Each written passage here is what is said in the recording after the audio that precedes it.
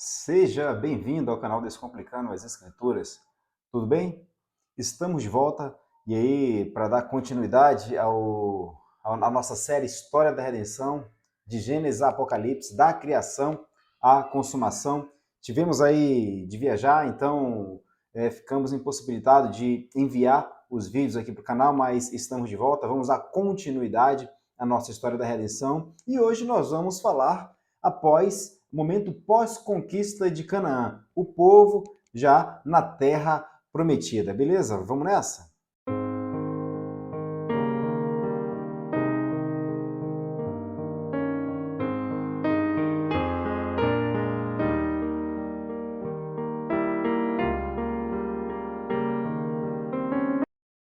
Pois bem, o nosso episódio de hoje será Salvação em meio a um caos moral, né? O episódio de número 17. Se você não assistiu aos episódios anteriores, vai lá no canal, dá uma olhada, vasculha aí que você vai achar. Os episódios são numerados de 1 até 16, tá certo? Então nós vamos falar agora do episódio 17, Salvação em meio ao caos moral de Israel. Nós vimos nos episódios anteriores, 15 e 16, que quando o povo está prestes a conquistar Canaã, a terra prometida que Deus prometeu a Abraão, Moisés ele faz uma releitura da lei lá em Deuteronômio, né? Deutero, segundo, nome, nomos, nomia, de lei, né? O título dado em grego. Então Moisés faz essa releitura para lembrar o povo como eles deveriam viver assim que possuíssem então Canaã.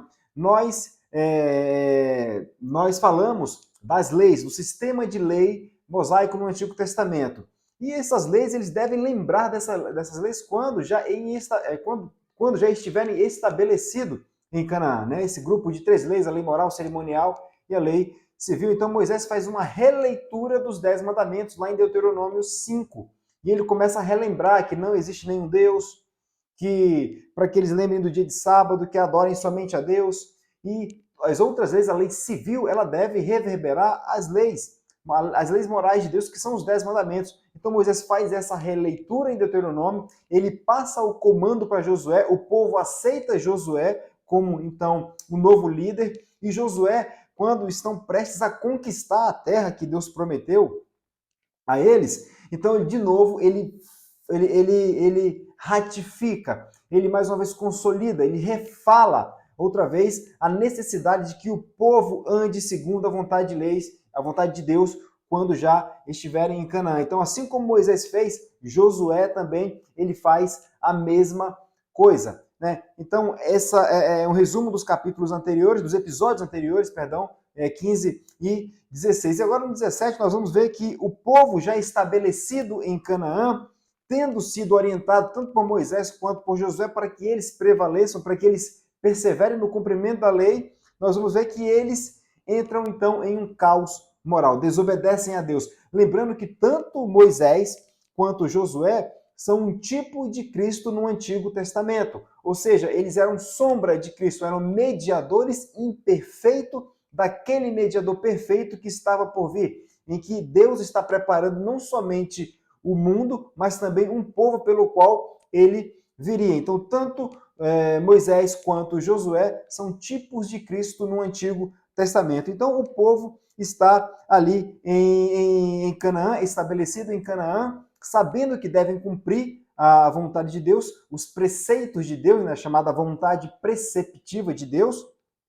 Mas o que acontece depois que Josué morre? O povo abandona a lei, o povo entra num caos moral, o povo acaba então idolatrando outros deuses, acabam, portanto, desobedecendo a lei de Deus. E aí o povo então acaba por sofrer consequências de seu não cumprimento da lei de Deus. E o que acontece com eles? Outras nações então irão afligi-los. E é interessante que no capítulo 17, versículo 16 e 21, 25, e se eu não me engano tem uma terceira passagem que fala também, mas eu não lembro agora o versículo, que vai falar que naqueles dias não havia rei em Israel, cada qual fazia o que achava reto, ou seja, vivia segundo o próprio coração, cada um vivia segundo o próprio desejo, né? E aí eu digo que o principal sintoma da queda do homem é o egocentrismo. Então o homem ele passa a ser egocêntrico, né? Então ele só pensa nele. Então assim o povo vivia naqueles dias, depois que Josué morreu.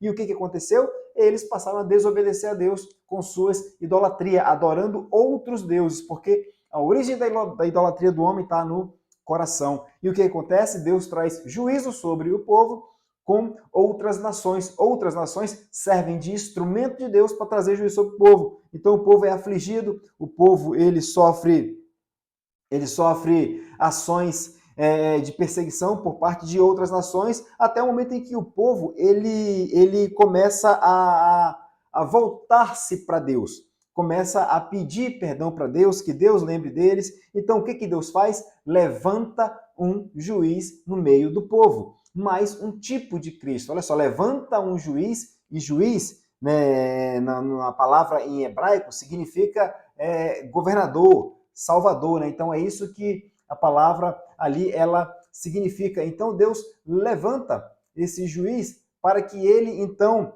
possa conduzir o povo numa libertação da nação, numa libertação por parte da nação que haviam então que Deus havia usado para trazer juízo sobre o povo. Então Deus levanta esse juiz, esse governador, esse salvador, para que livre o povo então daquela nação. Nós temos ali 14 juízes que vai de Otiniel até Sansão. E Deus levanta esse juiz então ele combate, forma um exército, então o povo é liberto dessa condição em que eles se encontravam afligido por outras nações e volta a adorar a Deus. E isso perdura num período de 30, 40 anos, que é o tempo ali, mais ou menos, que o juiz, ele então governa. O que vai acontecer? O juiz morre. E em seguida, o que passa então? O que o povo volta a fazer? A idolatrar, a pecar, a desobedecer a Deus. E o que acontece? Eles são outra vez afligidos por outras nações. E essa vai ser a narrativa de Juízes o tempo todo. Eles vão clamar a Deus, Deus vai levantar um juiz, vai salvar o povo daquela condição, vai libertar o povo daquela condição em que eles se colocaram por conta da desobediência, na condição ali de escravo. Parece que não se esqueceram do que aconteceu no Egito, né? Dada a desobediência a Deus, parece que eles não esqueceram disso. Então eles voltam a idolatrar, adorar outros deuses, vêm outras nações, Deus trazendo juízo por meio de outras nações, o povo de Deus volta a clamar a Deus, a pedir perdão, Deus levanta um juiz, esse juiz vence o exército inimigo, o povo adora Deus, esse juiz vive 10, 15, 20, 30 anos, até 40 anos, morre, e aí o povo volta outra vez, então, a idolatrar, a desobedecer a Deus, e aí, voltar às nações. Deus traz juízo para o povo de novo sobre outras nações que aflige o povo outra vez. Então essa vai ser a narrativa de Juízes o tempo todo. Deus levanta um governador, um juiz, para então salvar o povo. O povo, depois que o juiz morre, volta às mesmas práticas pecaminosas, idólatras, e essa é a narrativa. E aqui nós estamos falando no período de Juízes, um período pré-monárquico, porque logo depois vai vir a monarquia. O povo pede um rei. E por que esse povo pede um rei? Eles pedem um rei porque eles veem as outras nações com reis. Então eles querem também ser governados igual às outras nações. E aí mais um problema, eles estão se comparando com outras nações, esquecendo dos preceitos de Deus, da vontade preceptiva de Deus. Então nós vemos no Antigo Testamento o tempo todo tipos de Cristo, né? Sombras de Cristo. Nós vimos lá em Gênesis 3,15, Gênesis 3,21, nós vimos no pacto, nós vimos em Noé, tipos ali de Cristo, nós vimos também lá em Abraão, no pacto que Deus faz. Então nós vamos vendo esse tipo de Cristo, a sombra do corpo de Cristo que se concretizaria, que se encarnaria lá no Novo Testamento.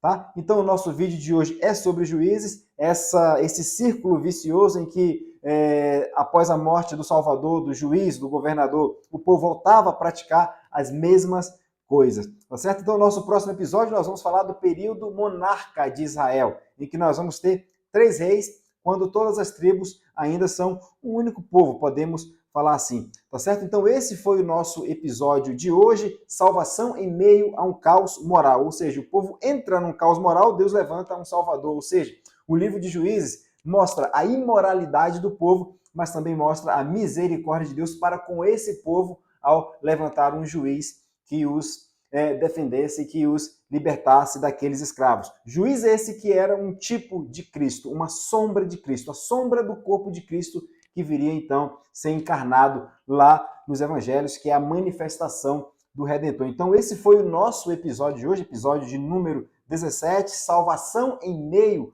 a um caos moral, tá certo? Vídeos aqui no canal às segundas e quartas sobre a história da redenção, de Gênesis a Apocalipse, da criação à consumação, e nós vamos ter também o terceiro vídeo por semana. Então serão três vídeos por semana, sendo que esse terceiro vídeo será às sextas, toda sexta-feira, em que vai ser um quadro aqui do canal Descomplicando as Escrituras, que será o quadro Descomplicando o Texto. Nós vamos ali escolher alguns textos, textos mais que se é comum errar a interpretação dele, dar uma interpretação equivocada, ou textos mais complexos, mais difíceis, e a gente vai trazer aqui e tentar descomplicá-lo, tá bom? Então, se você já está ansioso aí, está curioso acerca desse quadro, vai aí no comentário, deixa um texto aí que você não tem muita clareza, coloca aí a referência e quem sabe o nosso primeiro vídeo já na sexta-feira desta semana nós vamos fazer esse primeiro vídeo aí, descomplicando o texto, tá certo? Então, vídeos aqui no canal, segundas, quartas e sextas.